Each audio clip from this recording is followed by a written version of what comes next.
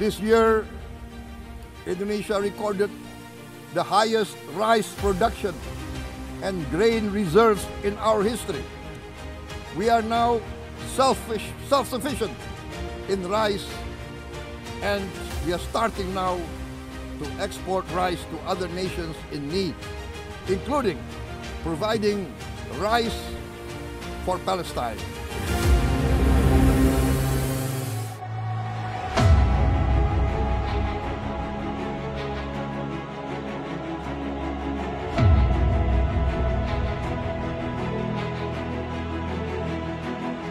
Di awal pemerintahan Presiden Prabowo Subianto dan Wakil Presiden Gibran Rakabuming Raka, arah besar bangsa ini ditegaskan kembali. Pertanian menjadi urat nadi kemandirian, penjaga ketahanan, dan harga diri bangsa.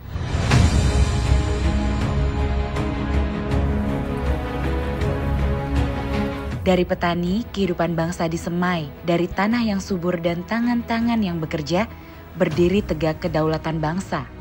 Di pemerintahannya, Presiden Prabowo menjadikan pertanian prioritas, menempatkan swasembada pangan sebagai program esensial, salah satu pilar utama Astacita, karena beliau yakin kekuatan sebuah bangsa tumbuh dari tanahnya sendiri, dari pangan yang ditanam dengan keyakinan dan kerja keras. Sejak awal pemerintahannya, Presiden Prabowo bergerak cepat, menata fondasi kedaulatan pangan Indonesia.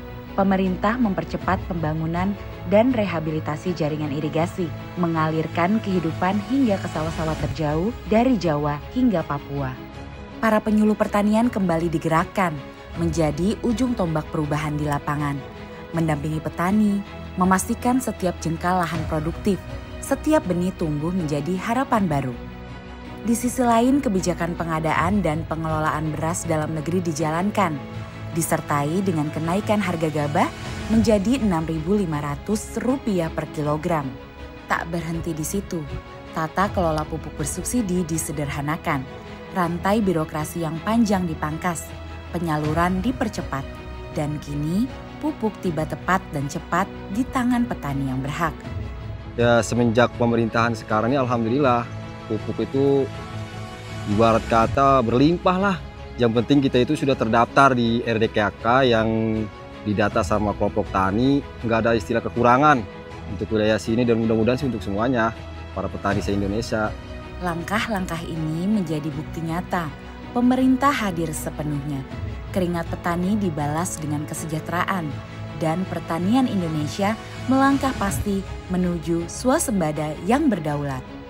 Hasilnya terasa, produksi beras nasional melonjak.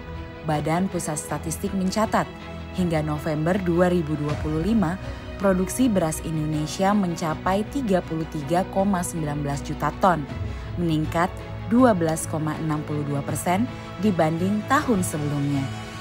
Bahkan, sepanjang tahun 2025 ini, Indonesia berhasil untuk tidak impor beras medium.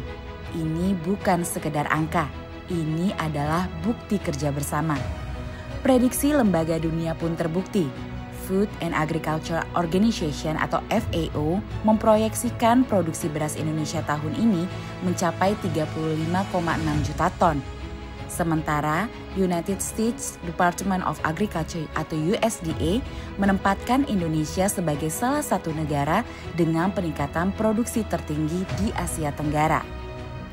Capaian ini menegaskan Indonesia mampu untuk kembali berdaulat di tanahnya sendiri. Di desa, wajah-wajah petani kini tersenyum.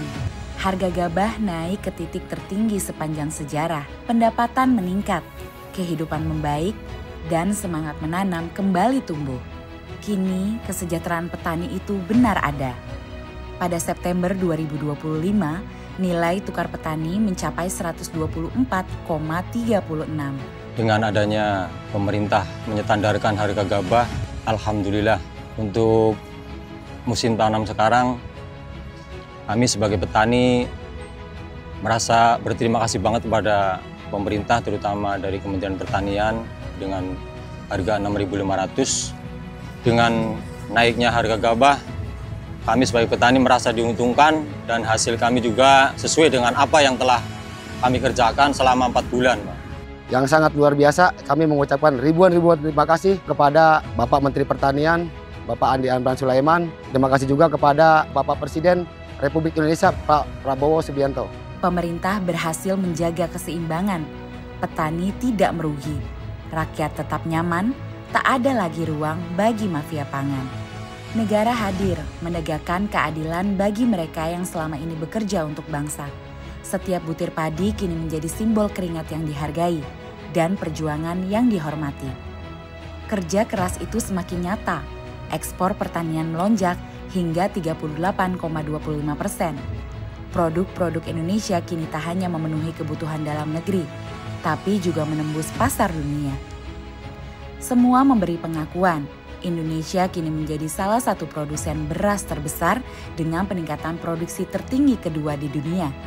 Stok beras nasional bahkan mencapai 4,2 juta ton, tertinggi sepanjang sejarah bangsa Indonesia ini berdiri. Namun pemerintah tidak berhenti di produksi. Langkah besar berikutnya adalah hilirisasi pertanian. Bahan mentah kini diolah di dalam negeri, menciptakan nilai tambah dan membuka lapangan kerja baru. 8,6 juta tenaga kerja bahkan berpotensi dapat terserap dari upaya hilirisasi ini. Dari sawah hingga pabrik, dari desa hingga ekspor, seluruh rantai pertanian digerakkan untuk menciptakan kesejahteraan yang merata. Dampak besar sektor pertanian juga terasa pada ekonomi nasional. Badan Pusat Statistik mencatat, pada kuartal 1 tahun ini, pertanian tumbuh hingga 10,52%, menjadi sektor penopang terbesar ekonomi Indonesia. Fakta ini sekaligus menegaskan, pertanian bukan hanya stabil di tengah fluktuasi global, tetapi juga memiliki daya dorong luar biasa bagi kemajuan ekonomi bangsa. Inilah transformasi besar pertanian. Indonesia kini tidak hanya berdaulat pangan di rumah sendiri, tetapi juga berbagi untuk dunia. Sebanyak 10.000 ton beras dikirim ke Palestina, bukan sekedar bantuan pangan, tetapi pesan kemanusiaan yang mendalam. Indonesia kini mampu memberi, bukan lagi meminta. Dunia menyaksikan Indonesia berdiri tegak di tengah krisis pangan global. 1 tahun kepemimpinan Presiden Prabowo Subianto dan Wakil Presiden Gibran Rakabuming Raka telah mengubah wajah pertanian Indonesia. Dari sawah tumbuh harapan baru.